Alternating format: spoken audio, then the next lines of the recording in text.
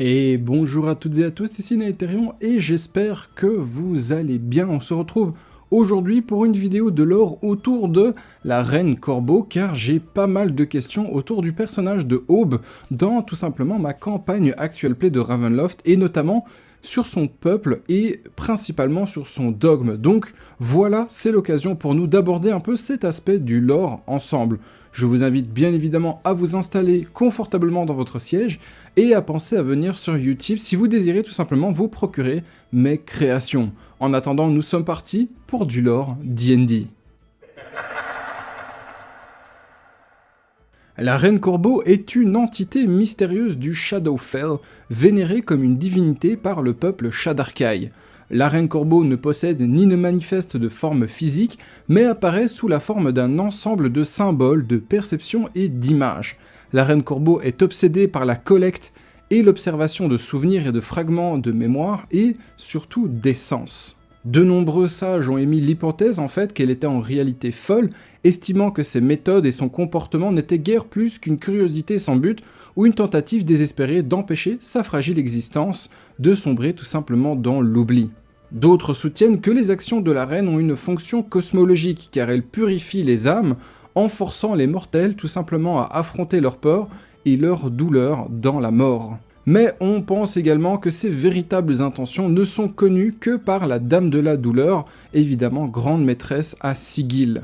L'un des royaumes divins de la Reine Corbeau dans le Shadowfell est un château connu sous le nom de Forteresse des Souvenirs. Ce lieu d'une tristesse accablante déborde de souvenirs arrachés aux mortels et de fragments de divinités mortes, d'objets matériels collectés par les Shadarkai et apportés en cadeau, d'apparitions de créatures et de lieux consacrés et associés à des histoires fortes en émotions. Des essaims de corbeaux quittent occasionnellement la forteresse pour transmettre les messages cryptiques aux confins du multivers et servir d'yeux et d'oreilles à la reine pendant son absence.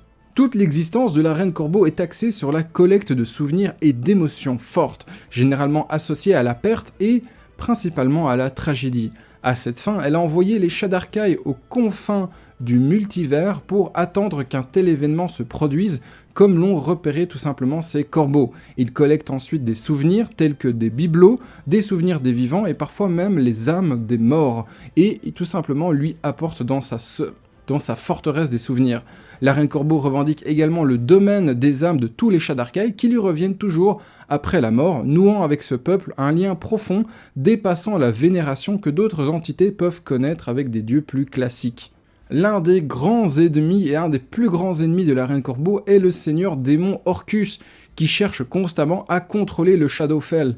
Il espère trouver une faiblesse dans son domaine en découvrant tout simplement son vrai nom et ses objectifs. Un autre ennemi dévoué de la Reine Corbeau est la divinité mineure Vecna, qui lui envie ses capacités uniques à puiser dans le flux des âmes et à récolter le savoir de ceux qui sont morts. L'un de ses objectifs est de renverser la Reine Corbeau et de régner sur tout le Shadowfell depuis sa forteresse des souvenirs. Parlons un peu maintenant de son histoire. Bien que les motivations, on va dire comme ça, et les origines de la Reine Corbeau ne soient pas connues de tous, on pense qu'elle était à l'origine une reine elfe très appréciée de la féerie, qui fut témoin du conflit entre les dieux Coréon et la déesse Lolth. Craignant que les conflits ne déchirent la Seldarine, le panthéon des dieux elfiques, elle a rassemblé ses fidèles pour accomplir un rituel puissant afin de devenir une divinité, ce qui lui permettrait de faire appel au sens des divinités, tout simplement pour les apaiser. Le rituel consistait à offrir les âmes et la magie des fidèles de la reine pour qu'elle s'ajoute à sa propre puissance et lui permette d'atteindre en fait Arvandor, le domaine divin des dieux elfiques. Les adeptes qui se faisaient appeler Shadarkai croyaient fermement que leur reine était capable de réunifier et de rejoindre l'ensemble du panthéon elfique et les elfes séparés sous une même coupole, sous un même projet.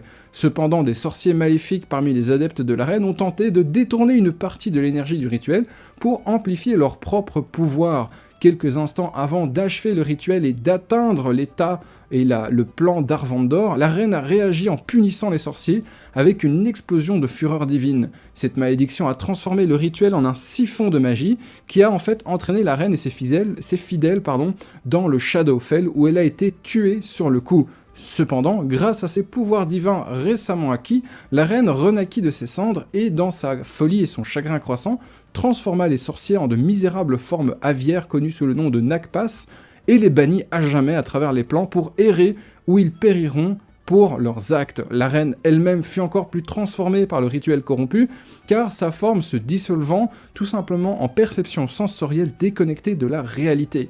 De plus, le dieu Coréon et la déesse Lolth considèrent ses actions comme une trahison profonde et essayèrent d'effacer le souvenir de son existence de l'ensemble du peuple elfe. Afin d'éviter de disparaître complètement, elle a puisé ses souvenirs dans son existence et dans le Shadowfell lui-même afin de maintenir son identité dans son peuple. Au fil du temps, les restes subjectifs de la reine et les souvenirs sombres qui s'en échappent ont donné naissance à l'entité actuellement connue sous le nom de Reine Corbeau. Et voilà, j'espère que cette petite vidéo autour du lore D&D vous aura plu. En attendant, si vous voulez vous procurer mon travail et me soutenir, vous pouvez toujours venir sur Utip, et tout simplement, pour quelques euros, vous aurez accès à toutes mes créations. Évidemment, n'oubliez pas de vous abonner à la chaîne et de mettre le pouce bleu à la vidéo. En attendant la prochaine vidéo, justement, je vous dis à la prochaine fois, et bon jeu à tous.